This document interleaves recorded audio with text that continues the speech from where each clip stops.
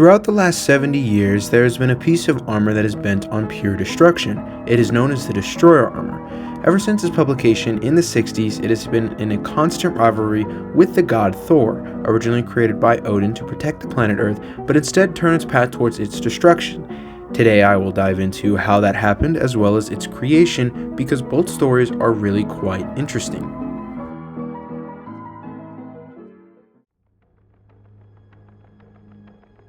Journey into Mystery number 118 is where the Destroyer first appeared. This issue is called To Kill a Thunder God, introducing the indestructible Destroyer. The story begins with Thor looking for enchanted stones of some sort that Loki had used in a previous issue.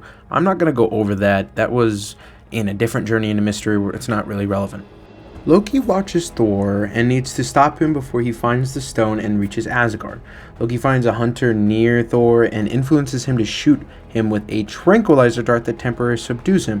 Loki also wants the hunter to disrupt a nearby temple. The hunter discovers nearby treasure and comes to the conclusion that there are tons of treasure hidden throughout the forest, despite his lackeys telling him that the treasure wasn't there before today, so it was planted by Loki. Loki manages to lead the hunter to a large rock and blows it up, revealing the large temple that the hunter was looking for. The hunter is unable to resist and enters the temple and discovers the Destroyer, an ancient monster of legend that is described as being able to destroy the Thunder God, aka Thor. The Destroyer absorbs the hunter and is guided by the brain from a hapless, evil human, as Loki describes. Thor wakes up and frees himself from his bonds, and he heads straight for the temple. Thor immediately recognizes the temple as the Temple of Darkness, which was built by Odin for the purpose of housing the Destroyer armor. The two meet, thus beginning their first fight. Thor throws Mjolnir, but it does literally nothing, and the Destroyer catches the hammer and he is actually able to lift it, which is very surprising. Thor states the Destroyer is virtually unbeatable and it has the power to slay even him. Loki watches these events unfold and decides that Thor cannot die, because it would most likely result in the wrath of Odin coming for him, so he sets to warn Odin himself. However, when Loki arrives, Odin is in something called the Odin Sleep, which is basically once every year, Odin needs to sleep to recharge his powers so that he can protect Asgard. This is not a new thing and has been in Odin's publication history, I'm pretty sure ever since his debut. Loki tries his best to wake him up, but he is actually attacked and subdued by Asgard's forces and then thrown in a dungeon. The battle between Thor and the Destroyer rages on as the Destroyer does something thought to be impossible and just cuts straight through Mjolnir. Now weaponless, Thor tries using Loki's enchanted stones, but the Destroyer uses its abilities to subdue Thor and then attack him with its full power, ending the issue. Picking up immediately with the next issue, Journey into Mystery number 119, The Day of the Destroyer. Just before the Destroyer is able to hit Thor with this power, seemingly enough to kill him, Thor uses one of Loki's enchanted stones and goes intangible. Thor essentially uses the power of the stones to escape from the Destroyer. Thor uses the immense weight of the temple in an effort to slow down the Destroyer and launches a plan to go after the human form of the Destroyer, which was originally the Hunter. Meanwhile, in Asgard, Loki is finally able to wake Odin up by requesting aid from the Norn Queen and is able to convince her to awaken Odin. With Odin now finally up, he is the only one that is able to actually face the Destroyer because he's its creator. Odin practically begs Thor to escape and leave the Destroyer, but Thor declines because the Destroyer actually refuses to kill his human form and concedes to Thor, but he vows that they will fight another day and the Destroyer will win. And that's how they end the issue. This is basically how the Destroyer operates. Whenever it sees an opponent in front of it that it was turned on to fight, it will stop at almost nothing to destroy that opponent. And the fact that he was easily defeating Thor with barely a scratch on him shows the true power of the Destroyer at this time.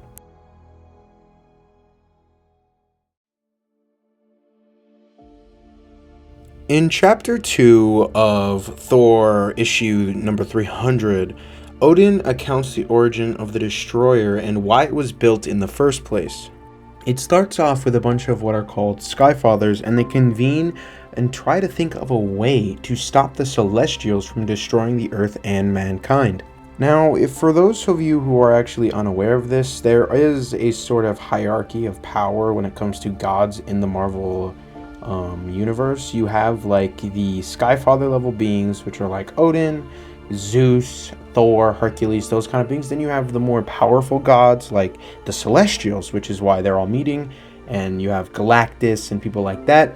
Then you have people like the cosmic beings, you know, the in-betweener, stuff like that, and you have the cosmic entities with infinity, eternity, and living tribunal. The two that are important in this story are the Skyfathers and the Celestials.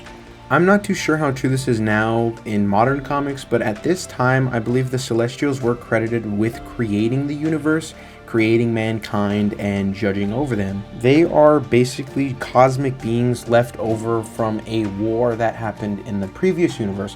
I could cover that in a separate video. I'm not going to cover it here. It's just something to keep in mind. Odin, Zeus, and Vishnu approach the Celestial, but it is too late as he has already judged the Earth to be destroyed.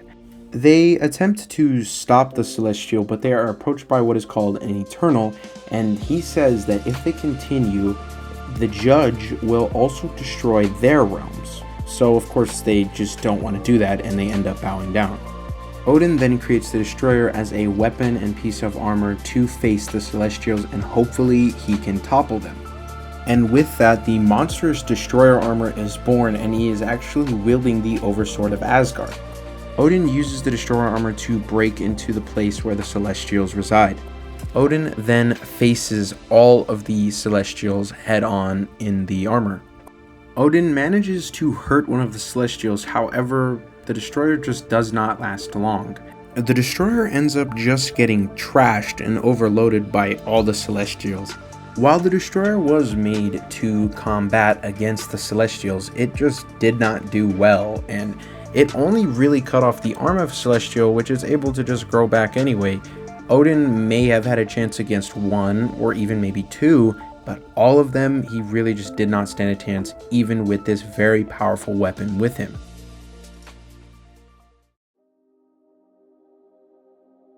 The final story that I'm going to be getting into for today's video will be its most recent appearance, I believe, which was in Thor 2020, written by Donny Cates and Prey Part 5. He didn't have that big of a role in this story, but it had enough to where I would cover it. To go over a super quick kind of synopsis over this story, in the golden era of Marvel Comics, you know, the real early days, Thor had a alternate personality called Donald Blake. Now, later on in the comics, Donald Blake didn't really make sense, so he was pretty much just left in his own world connected to the world tree. In Prey, Donald Blake actually escapes his prison and goes after Thor and other Asgardians, and it actually becomes a pretty credible threat against all of them.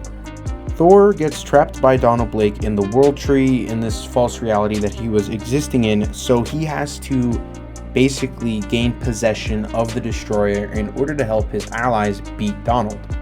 In this next issue, Thor uses the raw power of the Destroyer to easily overpower Donald Blake, who at this point actually was pretty strong. Like, he was beating a lot of the Asgardian warriors that we know.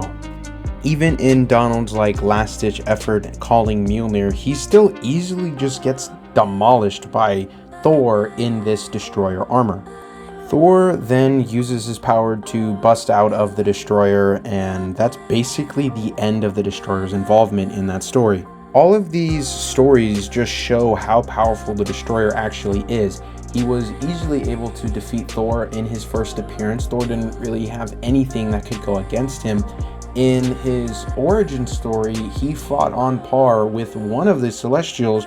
And yeah, he was bombarded, but there were like 8 of them, so, you know, the creators of the universe are going to defeat it. But in this one, he was easily able to use the Destroyer to demolish Donald Blake when Donald Blake was actually on a bloodlust run. The Destroyer is clearly not just a piece of armor, it is an extremely powerful weapon that can face almost any being in the Marvel Comics universe.